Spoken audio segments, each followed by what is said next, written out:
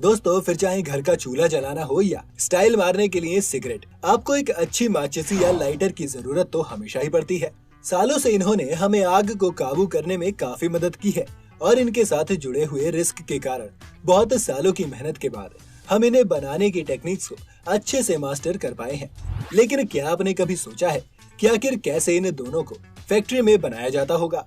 आखिर क्या वो प्रोसेस है जिससे कि ये इतनी जल्दी से आग पकड़ लेते हैं? अगर नहीं तो घबराइए मत, क्योंकि आज की इस वीडियो में हम इन दोनों की ही फैक्ट्री प्रोडक्शन की पूरी प्रोसेस आपके सामने लेकर आए हैं। तो बस बने रहिएगा वीडियो के अंत तक हमारे साथ।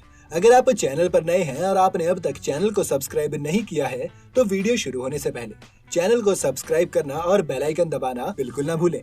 माचिस बनाने के लिए सबसे पहले एक लाइनर बोर्ड पेपर रोल को एक बॉक्स मेकिंग मशीन तक भेजा जाता है। मशीन में एंटर करने से पहले एक आयरन इस पेपर को अच्छे से प्रेस कर देती है ताकि इसमें कोई भी मॉइस्चर ना बचा रह जाए। बॉक्स मेकिंग मशीन के अंदर हाई स्पीड डिकटिंग, फोल्डिंग और ग्लूइंग की ऑटोमेटेड प्रोसेस के बाद एक कन्वेयर बेल्ट पर एक माचिस का निचला हिस्सा बाहर निकल आता है। अब इन्हें स्टोरेज बिन्स की तरफ भेज दिया जाता है।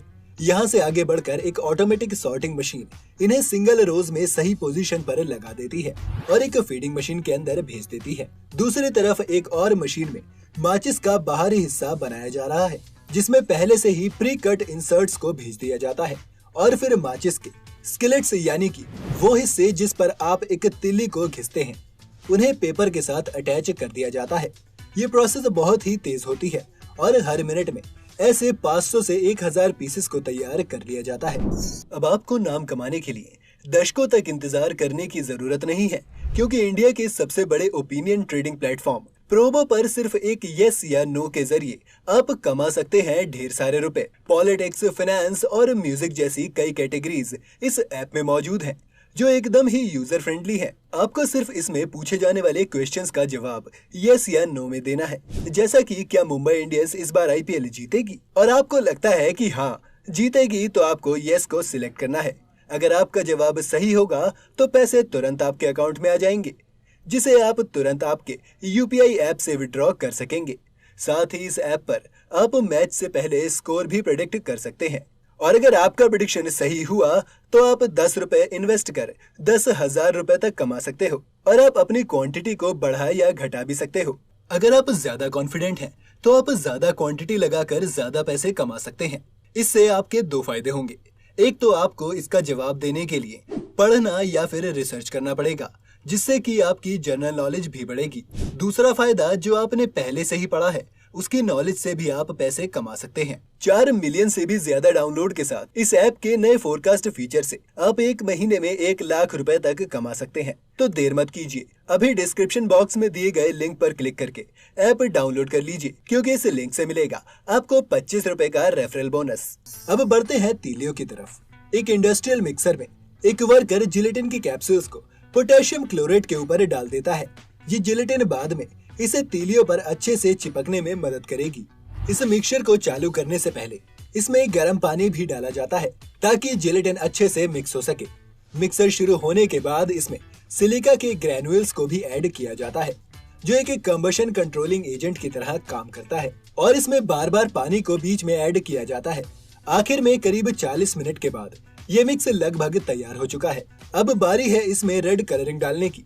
कलर के साथ साथ बीच में इसमें कुछ ऐसे कंपाउंड्स भी डाले जाते हैं जो इसे अच्छी तरह जलने में मदद करते हैं। फैक्ट्री के दूसरी तरफ एस्पेन वुड के छोटे छोटे पीसेस से तीलिया या स्प्लिंटर्स तैयार कर लिए गए हैं, जिन्हें अमोनियम फोस्फेट से इम्प्रिजनेट किया गया है।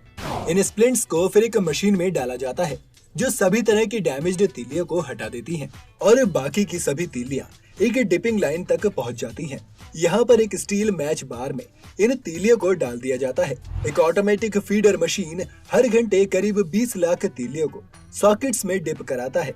इन तीलियों पर सबसे पहले पैराफिन कोटिंग लगाई जाती है, और इसके बाद जो मिक्सचर हमने पहले प्रिपेयर किया था उसमें इन तीलियों को 5 सेकंड तक के लिए डुबाया जाता है, और इनके ऊपरी भाग पर ये मिक्सचर अच्छे से चिपक जाता है। डिपिंग के बाद ये स्प्लिंट्स मैच बार चेन पर सूखने के लिए आगे बढ़ते रहते हैं, और करीब 1 घंटे बाद ये अच्छी तरह से सूख जाते हैं और इन्हें पैकेजिंग के लिए आगे भेज दिया जाता है।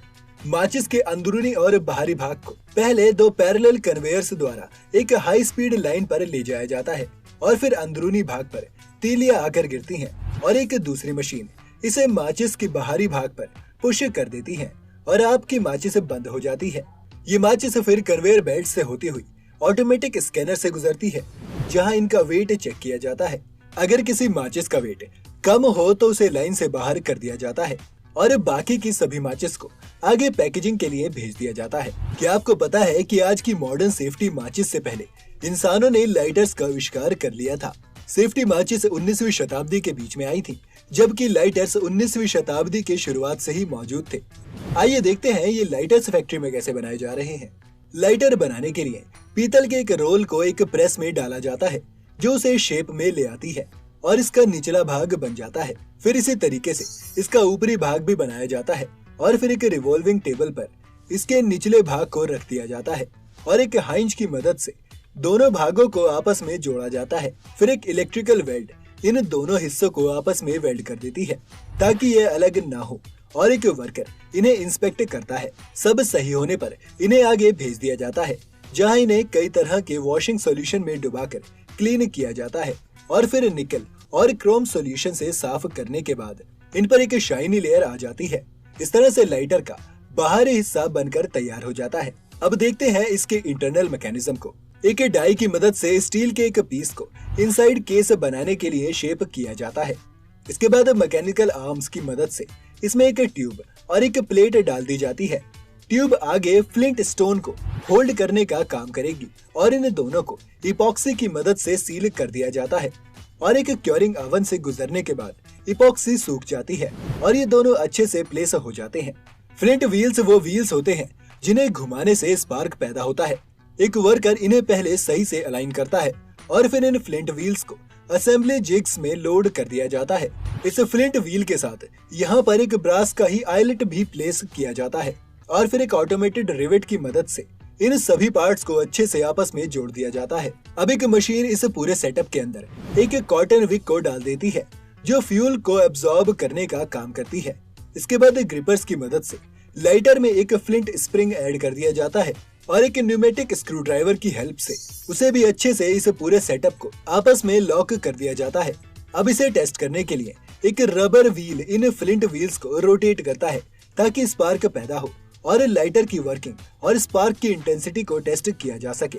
सब कुछ सही होने पर इन्हें आगे भेज दिया जाता है जहां पर टेक्नीशियन से लाइटर के इस इंटरनल सेटअप को आउटर केसेस के अंदर फिट कर देते हैं और एक बार फिर से इन लाइटर्स को टेस्ट किया जाता है। तो इस तरह से फैक्ट्रीज में आपके घरों के लिए आग का इंतजाम किया जाता है। क्या आपने कभी सोचा था कि इन सिंपल से दिखने वाले प्रोडक्ट्स के पीछे इतनी सारी हैवी मशीन्स और प्रोसेसेस शामिल होंगी? आप अगली वीडियो किस टॉपिक पर चाहते हैं चाहे तो हमें कमेंट बॉक्स में लिख कर बता सकते हैं। अगर आपको आज का ये वीडियो पसंद आया हो तो वीडियो को लाइक करना और शेयर करना ना भूलें। अगर आप चैनल पर नए हैं तो जाते जाते चैनल को सब्सक्राइब जरूर करते हुए जाएं।